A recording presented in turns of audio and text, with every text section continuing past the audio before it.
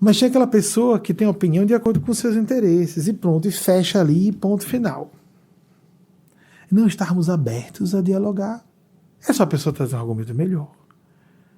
Estamos abertos a ouvir uma opinião melhor e mudar. Nos anos 90, no iniciozinho da segunda metade dos anos 90, eu estava falando sobre homossexualidade em público, que era um escândalo na época, hoje é um assunto bobo. A não ser pessoas completamente despreparadas e incultas, né, e desinformadas, ou perversas, ou falsas religiosas. São religiosos inspirados por forças do mal, porque Jesus não falou nada sobre homossexualidade. Mas eu estava falando sobre homossexualidade e dei uma opinião que o Eugênio me interrompeu na hora. Eu estava em público, no meio das pessoas. Eu estava falando sobre homossexualidade, que só tinha uma reserva. É quanto à adoção de crianças por homossexuais. Isso, na minha opinião, na metade da década de 90, pouco depois, 95, 96. Não poderia ter sido depois de 98, não poderia ter sido antes de 95, pelo lugar onde eu fiz a palestra. Mas foi no iníciozinho da segunda metade da década. Eu me lembro por causa do grupo de pessoas que frequentava na época.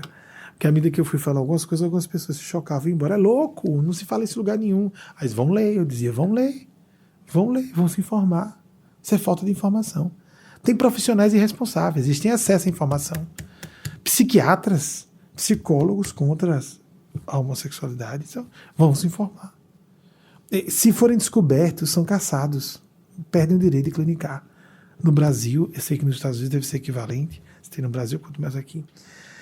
Mas então, quando eu falei isso, Eugênia Spazio é o guia espiritual.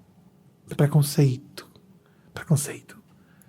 Aí num bloco de ideias para ser rápido, porque eu tinha que parar e corrigir na hora, no meio da palestra. Ela apresentou esse conjunto de argumentos. Primeiro, que há crianças que são adotadas por uma pessoa, um heterossexual sozinho, uma mulher ou um homem. Segundo, há crianças que são criadas com pai ou mãe separada, ou com viúvas ou viúvos. Nem por isso essas crianças deixaram de se desenvolver corretamente, porque elas espelham, isso é realmente, a psicologia diz isso, buscam um referencial, porque eu disse que era contrário à adoção, porque a pessoa deixava de ter, ainda tem gente que hoje diz isso, o referencial, cadê o referencial feminino ou masculino? Encontra-se num tio, num avô, numa avó, tem outros referenciais. E às vezes a pessoa dentro de casa é um referencial ruim, um mau pai, uma má mãe, um péssimo exemplo de homem ou um péssimo exemplo de mulher, sendo o pai ou a mãe biológico ou biológica. Então, ela disse, assim como acontece com essas situações entre heterossexuais, acontece com homossexuais também. E depois, se existe o perigo de alguém ser depravado ou devasso, existe também esse perigo entre heterossexuais. Há homens e mulheres heterossexuais que abusam de crianças e às vezes são filhos e filhas biológicos. Ela ainda disse isso. E por fim, você acha que por causa desse preconceito, o que deve haver? Um exame criterioso por uma banca interdisciplinar, como acontece com heterossexuais e com homossexuais também, se a pessoa está apta ou não para adotar. Aí ela terminou com esse raciocínio.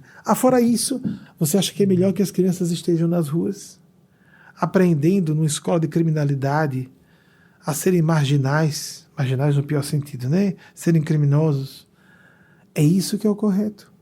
A homossexuais não adotarem, mas na época para mim foi, nossa, parei, que foi um momento, tudo isso foi dito, como a gente recebe em bloco de 10, pode receber, numa emergência, então abaixei a cabeça, recebi esse conjunto de 10 e falei.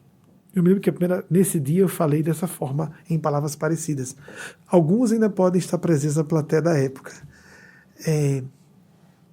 Eugênia disse que eu fui preconceituoso. Ela não disse preconceituoso, ela disse preconceito. O que você falou foi um preconceito. Então é diferente você dizer essa pessoa é preconceituosa, dizer você acabou de apresentar um preconceito.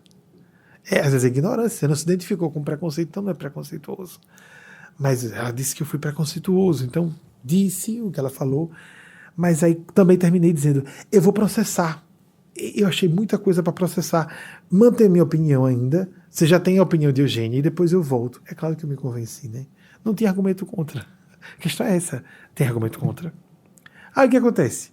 Os anos foram passando E aí não só eu me convenci, mas em outros ambientes, se é uma coisa sensata, se é o raciocínio correto, no mundo inteiro vai se estabelecendo isso. E nós temos aí os casais gays adotando crianças no mundo inteiro. Ficou normal. Mas não era, né? Porque era um escândalo na época. Mas era para ser. A gente escolhe estar com o futuro e com o bem, ou escolhe ficar com as pessoas que têm certeza que estão com a verdade. São as mais conservadoras, as mais ignorantes. Elas até começam dizendo assim: eu não tenho preconceito, eu não sou uma pessoa preconceituosa. Aí então vamos aguardar a grande sacanagem, perversidade que a pessoa vai dizer logo em seguida. Não, não é uma questão de preconceito, não o que é. Observemos, não adianta que a pessoa rotule que não é. Todos temos preconceitos. E todos somos objeto de preconceito. Então a pessoa que abre a boca para dizer que não tem preconceito é a mais preconceituosa. É só a gente aguardar.